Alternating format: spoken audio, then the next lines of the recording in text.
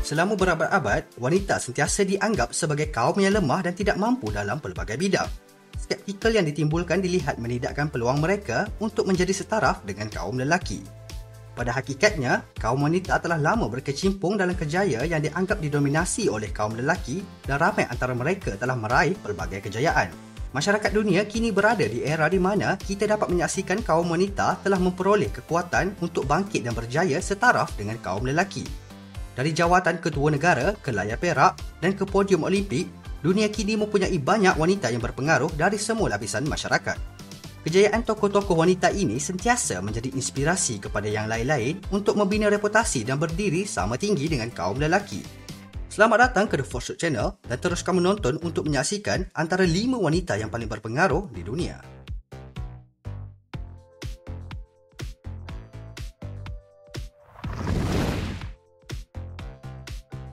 Nombor 1. Jacinda Ardern. Ketika mula dilantik sebagai Perdana Menteri New Zealand pada tahun 2017, selama kurang dari 24 jam, Jacinda Ardern diasak dengan soalan bagaimana seorang wanita dapat memiliki anak dan memegang karier tertinggi dalam negara pada satu-satu masa. 3 tahun kemudian, persoalan yang ditimbulkan dibalas dengan satu inspirasi yang baru. Ardern pernah mengandung dan melahirkan anak ketika memegang jawatan tertinggi kerajaan, membuktikan bahawa wanita dapat melakukan kedua-duanya. Ketika pertama kali menjadi seorang ibu, beliau juga memimpin New Zealand melalui 3 tahun yang penuh gelora, di mana mereka mengalami serangan pengganas di Christchurch, bencana alam serta letusan gunung berapi di White Island dan pandemik global yang telah menguji para pemimpin serata dunia. Ardern telah menerima pelbagai pujian di pentas antarabangsa, terutamanya cara beliau mengatasi krisis COVID-19 di New Zealand. Beliau juga menjadi inspirasi atau role model kepada ramai kaum wanita kerana kecekalan dan ketenangannya dalam menghadapi sesuatu krisis. Jacinda Ardern telah memenangi pilihan raya umum 2020 dengan penilaian kelulusan sebanyak 55% yang menjadi kemenangan terbesar dalam sejarah. Keputusan ini melayakkannya dipilih sebagai Perdana Menteri untuk penggalian kedua. Nombor 2. Oprah Winfrey. Beliau terkenal dengan rancangan talk show The Oprah Winfrey Show yang ditayangkan pada tahun 1986 hingga 2011. Menjelang akhir tahun pertama rancangan itu ke udara, Oprah berjaya memperoleh $30 juta dari hasil penjanaan rancangan sebanyak $125 juta secara keseluruhan. Rancangan beliau ini disegani dan diikuti ramai peminat di banyak sesi bual bicara yang memfokuskan pada topik tabloid, hak asasi manusia dan over-the-top drama. Gaya wawancara peribadi Oprah terus menarik perhatian penonton terutamanya ketika 2 segmen iaitu Oprah's Book Club dan Oprah's Favorite Things. Oprah Winfrey adalah seorang jutawan wanita kulit hitam pertama dari Amerika Syarikat dan juga seorang dermawan.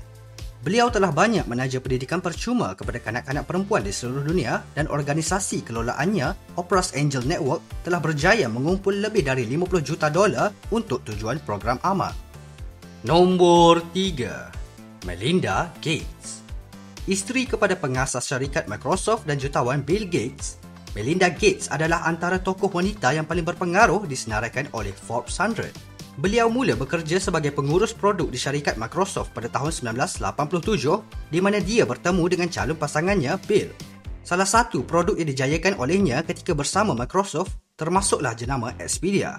Pada tahun 1994, Bill dan Melinda Gates telah menubuhkan William H. Gates Foundation dengan tujuan menempatkan komputer dan produk Microsoft di perpustakaan di seluruh negara. Pada tahun 1999, yayasan ini digabungkan dengan Gates Library Foundation dan Gates Learning Foundation bagi membentuk Bill and Melinda Gates Foundation. Yayasan amal ini adalah bertujuan untuk meningkatkan peluang pendidikan dan membantu menyelesaikan kemelut kemiskinan dan kesihatan global. Di atas kerja-kerja amal dan pelbagai inisiatif untuk membasmi kemiskinan, Bill dan Melinda Gates telah dikurniakan dengan Medal of Freedom oleh mantan Presiden Barack Obama pada tahun 2015. Nombor 4. Nancy Pelosi.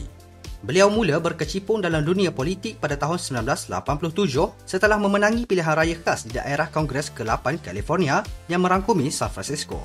Ketika 2002, Pelosi telah dipilih untuk menjadi perwakilan Demokrat di House of Representatives. Setelah Demokrat berjaya menguasai kedua Dewan dan Senat, Pelosi dilantik pula menjadi Speaker pada tahun 2006.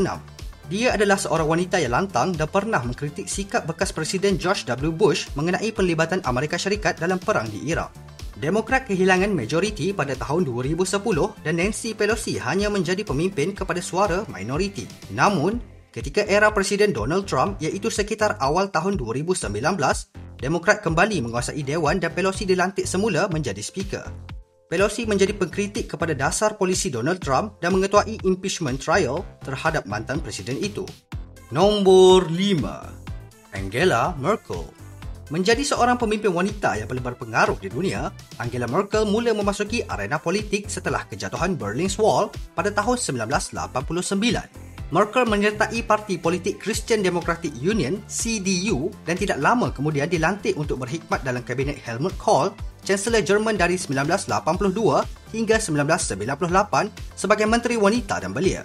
Pada tahun 2005, Merkel telah dipilih memegang jawatan tertinggi kerajaan Jerman iaitu sebagai Chancellor yang baru. Dia menjadi Chancellor wanita pertama Jerman dan bekas warga negara Republik Demokratik Jerman pertama yang memimpin negara Jerman setelah ia disatukan semula. Merkel juga aktif dalam usaha pembentukan Kesatuan Eropah atau European Union (EU).